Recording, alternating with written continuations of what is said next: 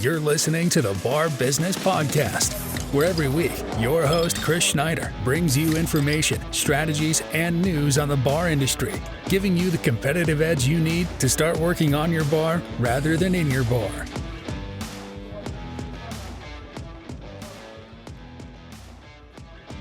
Welcome to this week's edition of the Bar Business Podcast. Today we're going to be talking all about weekly events. So when you think about most bars around the world, and this is especially true, none of the high-end bars, but of your neighborhood bars, your dive bars, your pubs, there are events throughout the week that happen every week that help to bring in a crowd. And when I say that, and we'll go through specific examples and talk about them in some detail, but I'm thinking things like karaoke, trivia, bingo, poker, card games, industry nights, food-driven specials, live music, things of that nature. And we're kind of walk through all those and a few different other examples and kind of explain how you can make these events work for your bar, why you might want them or not want them, and some of the pitfalls associated with each of these different types of events. Now, the main reason why you're going to want to have events on a weekly basis in your bar, and again, this is not true of the higher end bars, but definitely our dive bar, neighborhood bar, pub bar segment, this is almost a requirement, and pretty much everybody does it. And regardless of where you are in the world, there's something like this that bars in your areas are going to do. Now, obviously, poker may be more of an American thing, but trivia, as we all know, is something that happens all over the world. Pub trivia is just as common in the UK as it is in the US. So it is kind of universal. Obviously, again, some events may be different, and some of this, even if we're talking within the United States, is going to be location specific. Some areas are going to have more popularity on one type of event in bars than others. So you do have to fit this to your location, your clientele.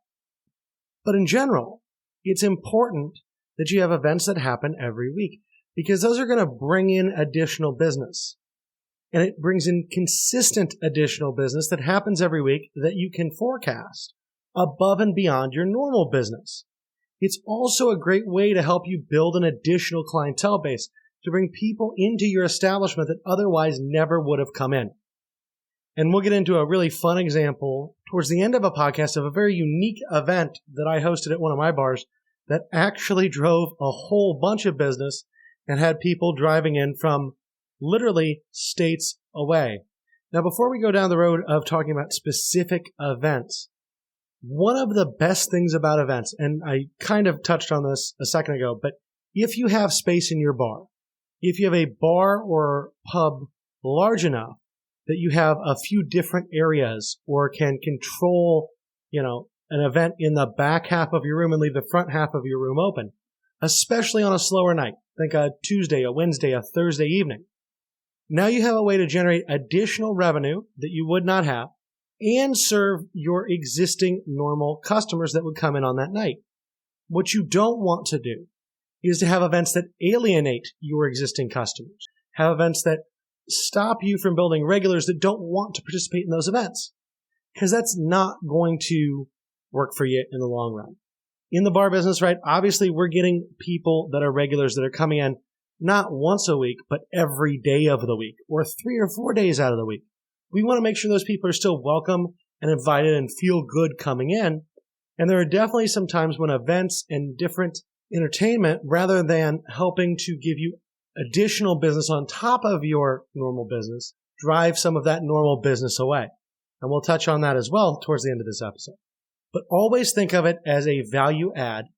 And again, if you have the space, it's great because you can have your normal business, especially for those slower nights, you can condense down, those normal regulars to 50% of your space, and then use the additional space to have a fun event or something going on to drag in this additional business. And again, this is something we're thinking of mostly on weeknights.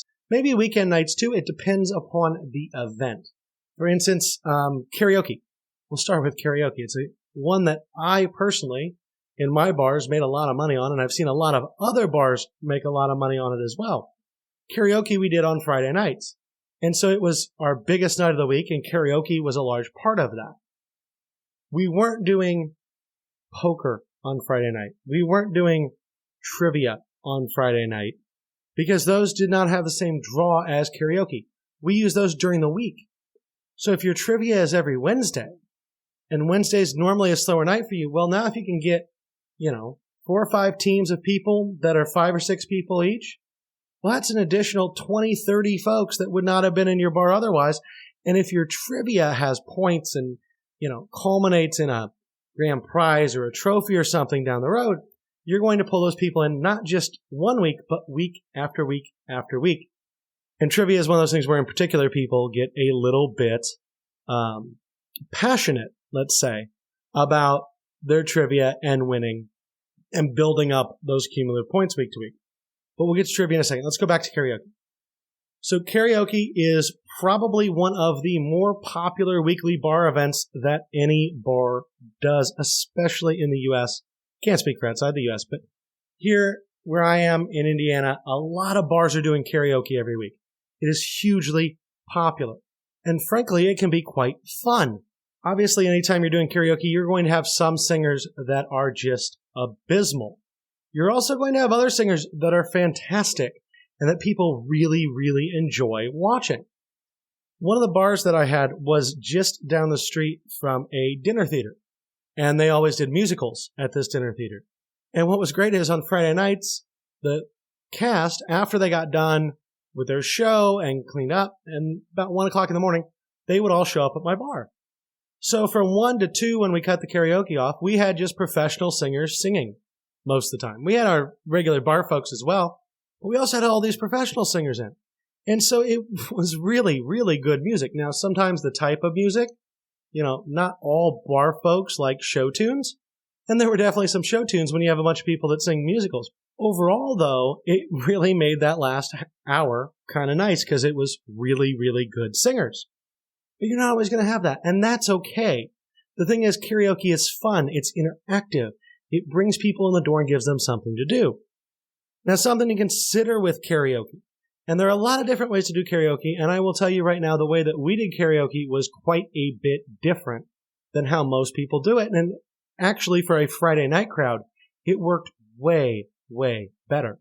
And that was we did not just do karaoke straight through. Our karaoke DJ also worked essentially as a DJ. So we would have 4, 5 singers in a row, and then he would just play some music. That music broke up the singers. It broke up the karaoke. It gave everybody a break. It also allowed people, because we had a lot of industry folks coming in after work, it gave them a chance to dance, especially when you had, group dances that are popular. So it wasn't just karaoke. It was karaoke with a little bit of DJ stuff going on. And it worked in a way that really drove business, and it appealed not just to the karaoke folks, not just to the industry folks that were looking to dance and have some fun on each other. It appealed to all of those groups. Did it make some people mad because it wasn't one or the other? Absolutely. But overall, it allowed us to have a crowd that ranged from 21 to about 80 of consistent regulars every Friday night that crossed pretty much every demographic group, and everyone normally had a fantastic time. So don't feel limited by how things have been done in the past. Because as I'm sure a lot of you have been to a bar where they are just doing straight karaoke, and straight karaoke with a lot of not so great singers gets old really, really quick. And so by breaking it up, we had this wonderful experience that made more people happy with what was going on and actually really did a great job at driving that business week after week after week. So karaoke, if you're in the Midwest, if you're in the U.S., is freaking fantastic, and I think something that most bars should look at doing. After karaoke, one of the big events that you see a lot of bars do is trivia. Trivia is great. It's interactive. And like I mentioned before, if you can make it a trivia tournament, a trivia season where teams build points over time, and those points built over time lead to a finals. Some of the trivia companies out there will even do things like have local, regional, state. I think some are even at the point now where the trivia companies themselves are large enough to do national finals on trivia. That is amazing. That gives people something to shoot for, and it gives them a reason to be in their seat every week drinking a beer at your bar. So trivia is a great one. Now, again, I would not necessarily do trivia on a weekend night. It's not going to necessarily bring in folks. But it may. For a while, we did have trivia on Saturday nights, and I'll tell you what, it worked. It worked well because it had been in place and existing that way for about 10 years. Now, we had some changes that happened in our demographics. We had some changes that happened in what programming and what events we wanted to do in the bar. And we ended up moving trivia to Thursday, and it worked well there too. So it's not like anything cannot work multiple ways, but it is important to look at how much business you already have coming in the door. And then is this supplementing this business, or is this pushing some people away? Because on a Saturday night, you don't want to push people away. On a Friday night, you don't want to push people. But trivia in general is a great thing to consider. And the real key with trivia is to get trivia hosts that are intelligent, that have good questions. Now, that could be a large company. That could be a single person that just happens to do trivia. I've seen both. Both can work very, very well. But it's really about finding the right fit, the right type of trivia for your bar. Now, let's take a step back here real quick and talk about how much should we be paying for these events.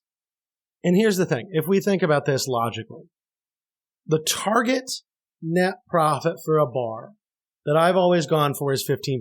Now, whether it's 15%, whether it's 20%, whether it's 10% is not really relevant. But let's just say it's 15%.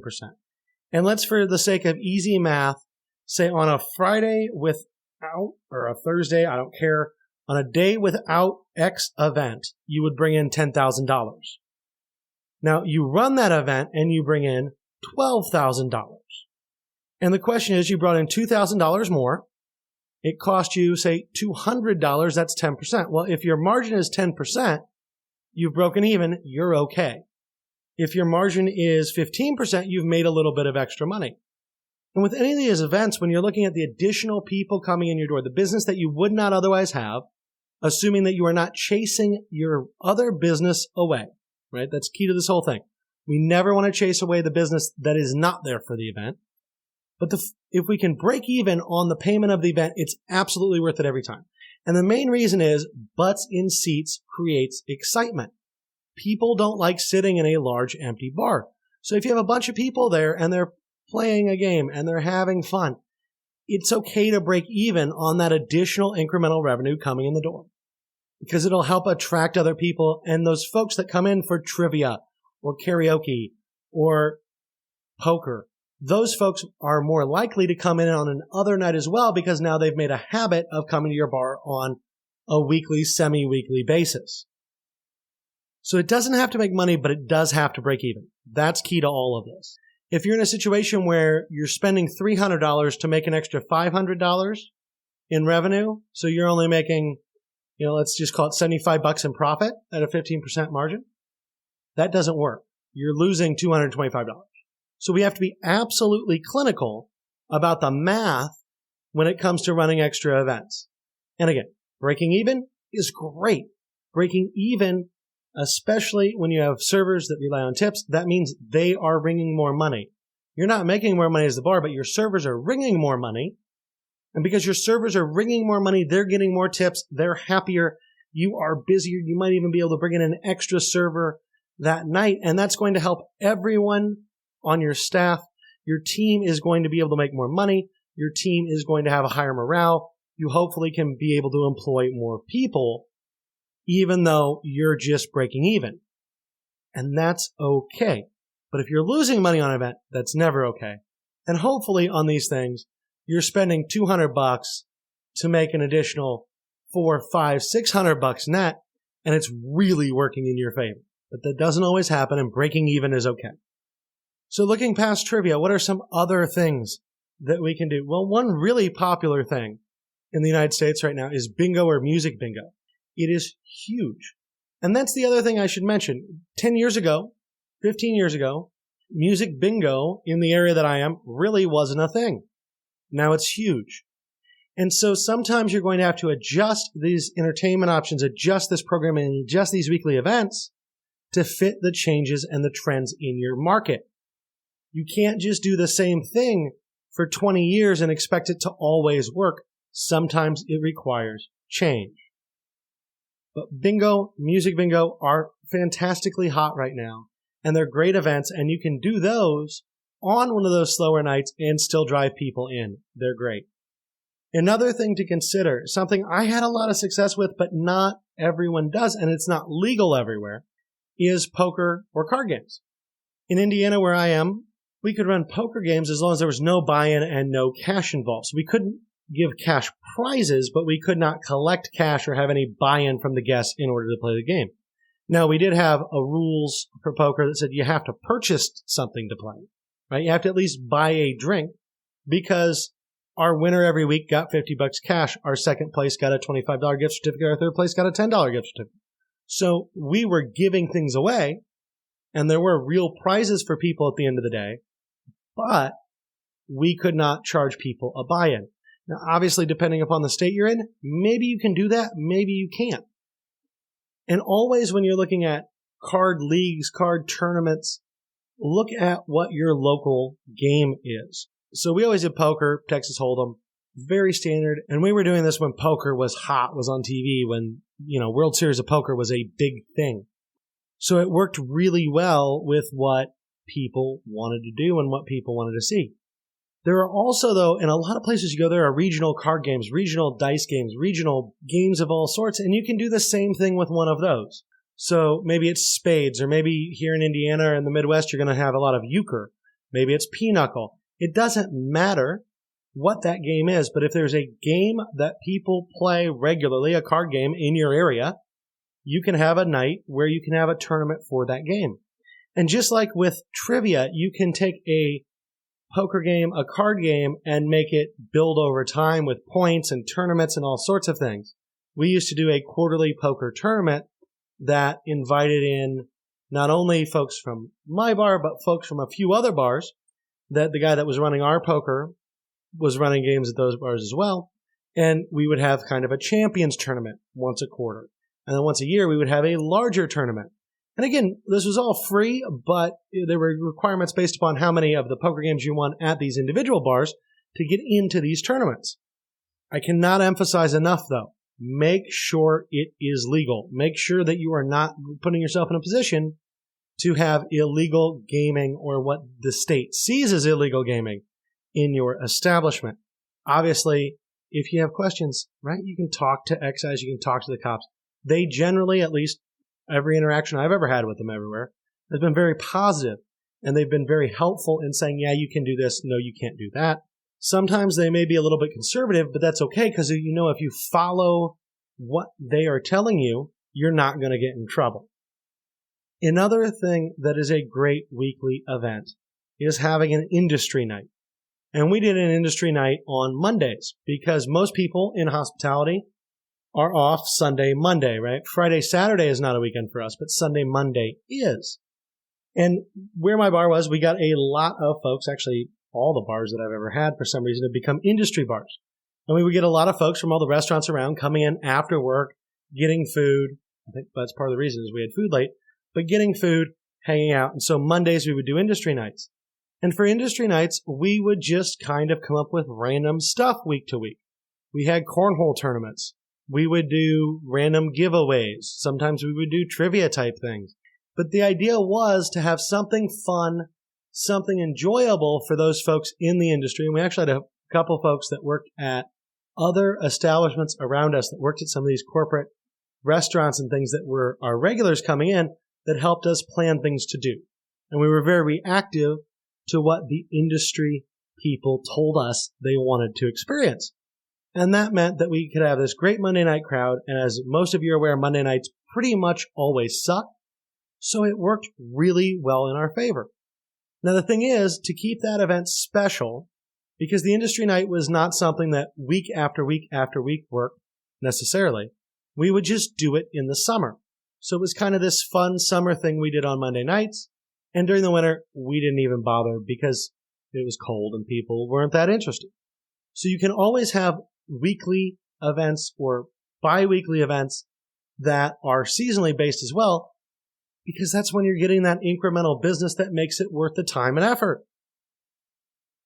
Now, one thing that a lot of bars don't focus on, and I understand very well, there are a lot of bars out there that don't serve food at all. But if you do serve food, you can have a food-driven night to bring people in the door. And I've talked about this before, but one thing I've always done with my bars was I had a steak night. And steak night was a cheap iceberg salad, a baked potato, and a good steak. And it was dirt cheap pricing. I'm talking about in a decade ago. This will also point out how bad the inflation has been in the last 10 years. But a decade ago, we were doing a 14-ounce ribeye, baked potato salad, all in for $12. And that price obviously went up as beef has gone up. Now it'd probably be $20, not $12. But we were essentially breaking even on those. But because people knew they could get a great steak, have a great meal, it was inexpensive, they would flock in. On a Tuesday night, we would probably have 20 or 30 people without doing that.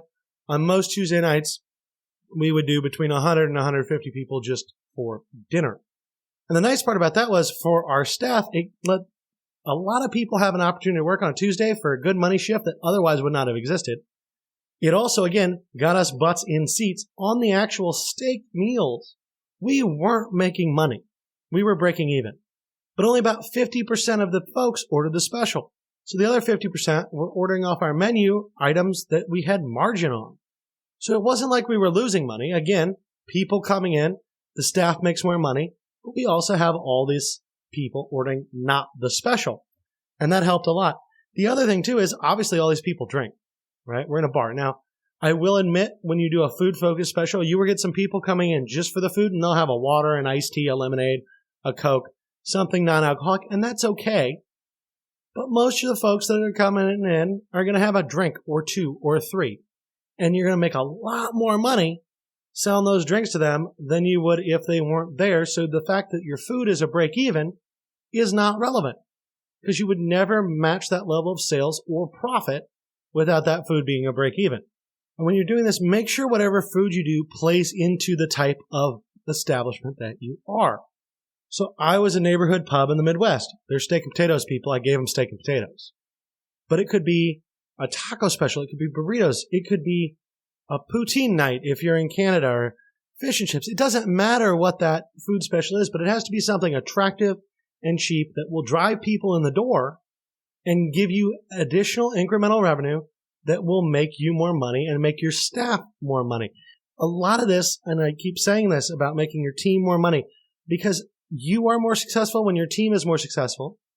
And if it's not costing you money to make your servers and your bartenders more money, you should do it. It helps them. It helps their families. It makes them enjoy their job more. So it's important to not think just about your pocket, but if you can have the money in your pocket stay the same or grow a little bit bigger while you can get your team members' pockets to be fatter and they get to make more money, you are always winning. Now I'm going to tell you the story about an event that we did weekly for a few years, and we did it in relation to a TV show, and I have no clue why I ever agreed to it. I have no idea about why it worked. I frankly don't even understand what it was, to be honest, but it made me a lot of money, and it had people driving from 2 or 3 states away just to come to the bar for this event. And I'm not sure that anyone can replicate this, but I want to tell this story because it's an interesting case study into things that you can pull off if you're open to thinking outside the box. And so here was the deal. I got introduced to a guy that was doing local podcasts. And his main podcast was about beer and bars and hanging out and just kind of guy stuff. And this was 2013, 2012. So it's when podcasts were just starting out and starting to be popular. And he was someone I knew. He came in and he said, "Will you sponsor this podcast?" I go, "Yeah, okay, whatever, man. I'll throw you some money. It's interesting. You have this growing audience. I don't get it. I mean, obviously I understand podcasts now, but back then I did not get it at all. But I became one of his podcast sponsors. And because I was one of his podcast sponsors, every, couple shows he would record it live from my bar. Well, that podcast took off and it became quite actually a local radio celebrity because they were not differentiating between radio and podcasts a decade ago. And then he had this idea for a different podcast. And that was based upon the show The Walking Dead. He created a podcast called Drinking Dead. And the way this podcast worked is they watched the last week's episode of The Walking Dead, which aired immediately prior to The Walking Dead. And while they watched the prior week's episode, they had a live podcast. They talked about it. They analyzed it. They talked about all the character development and plot development while watching the show live. So if you were at home watching the show on TV, you could listen to the podcast and hear all the commentary and conversation about it as you're watching the prior week's episode. And then they would stop the podcast and they would just have a viewing party for the current week's podcast, or the current week edition of The Walking Dead. And I have no clue why this worked. But the guy was really good at podcasting. He knew what he was doing. And he actually built to become one of the larger Walking Dead related podcasts in the country, in the United States.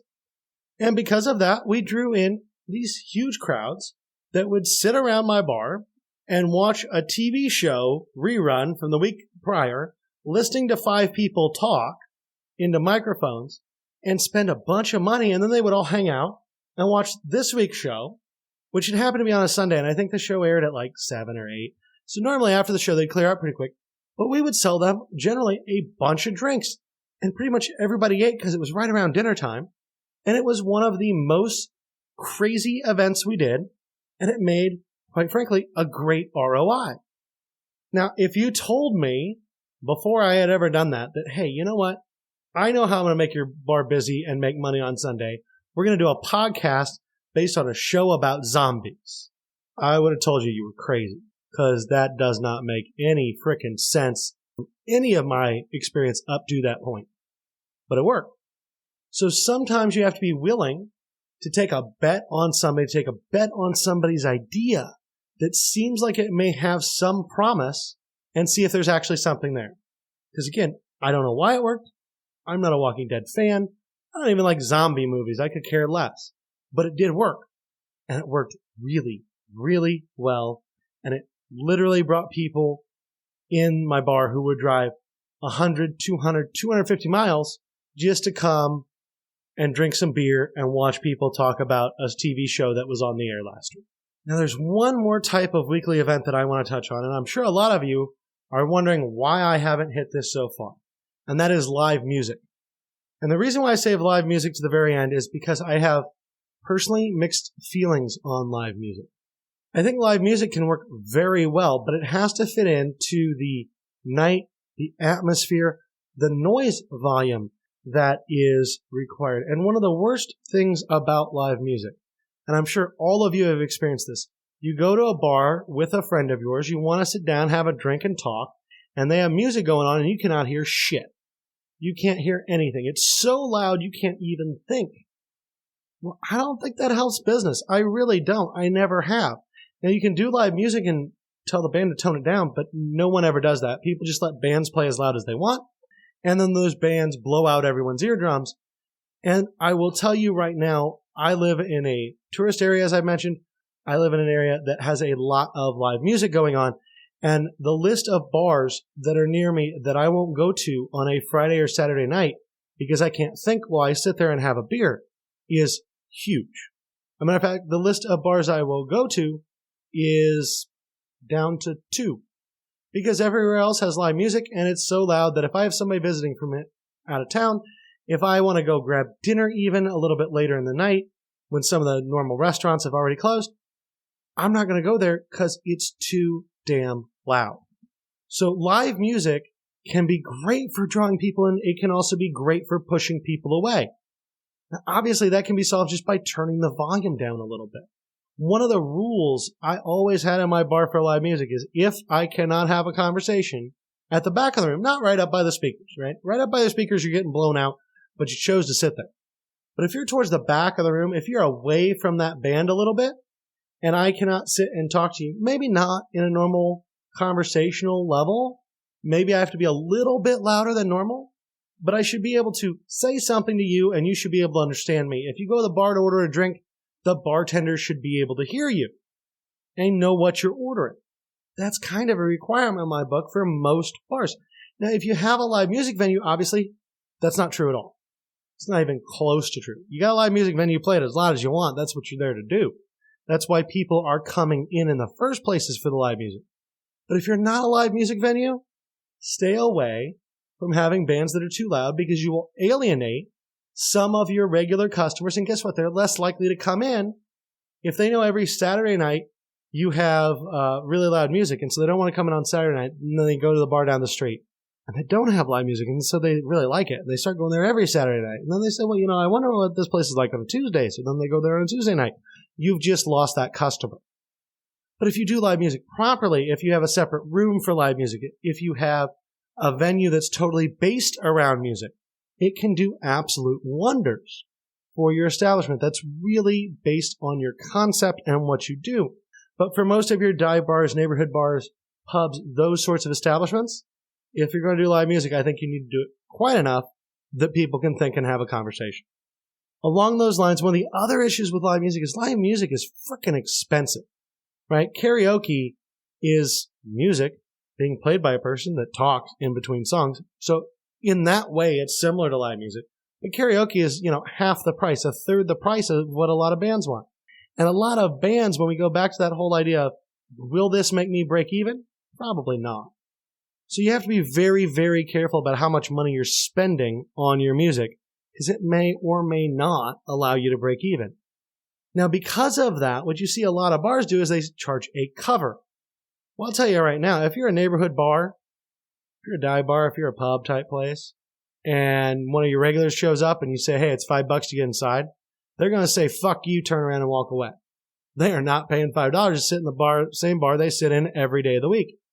So it's hard to charge a cover unless you have that venue part in your concept. Now, there was one bar that I used to go into from time to time that had a full bar, and then they had a separate space through a couple doors, through some soundproofing, that was a music venue. And if you went in the music venue, you had to pay to see the music. But if you didn't, you didn't. That works. But putting a cover in front of your bar where you're charging everyone a set amount of money just to walk in the door in a bar that is not set up to be a venue is not smart and will serve to alienate a lot of your guests over time. Another thing, while we're talking about music, and this is true of karaoke too, but live music will increase the amount of money that you need to pay in music licensing. As I'm sure you're all aware, ASCAP, BMI, CSAC, all these companies are set up to collect money based upon the music that you have in your bar in order to pay music royalties to the writers and the singers and all of that. I have no problem with that, right? They have created intellectual property. We have to pay to use that intellectual property. Now, these companies are very aggressive about getting their money, and it does vary, right? You have to pay just to have a TV on because there's licensed music on the TV that you're showing in a commercial establishment. So you got to pay just for that. If you have a jukebox, that's more money. If you do karaoke or DJ, that's more money. If you do live music, it is way more money. And you will pay those companies based upon the frequency of that live music. That will determine your rate that you have to pay them. So if you are doing live music, not only do you need to worry about the higher fee to the band, you also have a higher fee you're paying to the people that are licensed to that music. Now, if you hire a band that only plays original songs, it doesn't matter. Those folks aren't getting any money because you haven't played any of their music. There are no covers involved. But you got to be careful, because especially in the U.S., those companies will come to your events. They'll send in people to watch. Doesn't happen always. Doesn't even happen a lot of time. But I've definitely heard people getting caught by this.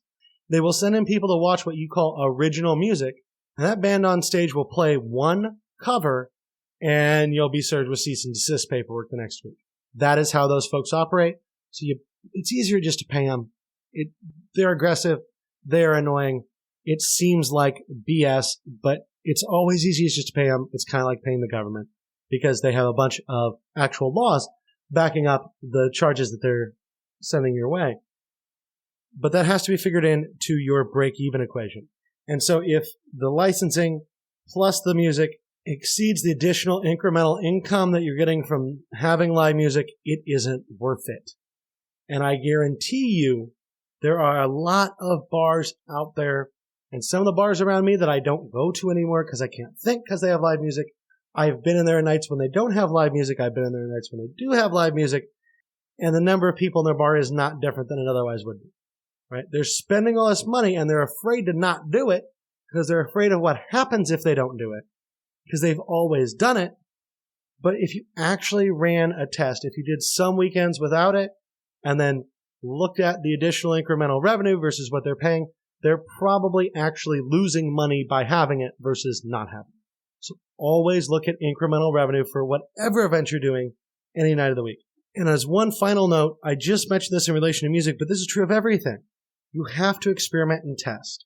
Some events you're going to try and they are going to flop on their face and you're going to lose a lot of money. Some things you're going to try, like some podcast about some TV show about zombies, and it's going to go gangbusters and you're going to make a bunch of money off of it. It all depends, and you cannot predict what's going to work and what's not necessarily. You can have a good idea and you try it out, and if you hit it, great. If you don't, oh well, don't do that anymore. Pick a different event.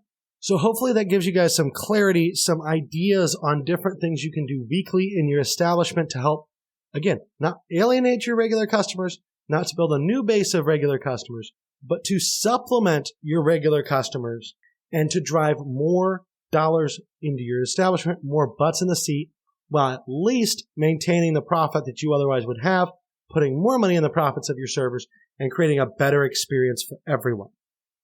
On that note, we'll kind of wrap everything up. If you guys have not checked it out, show notes, go check out the book, How to Make Top Shelf Profits in the Bar Business.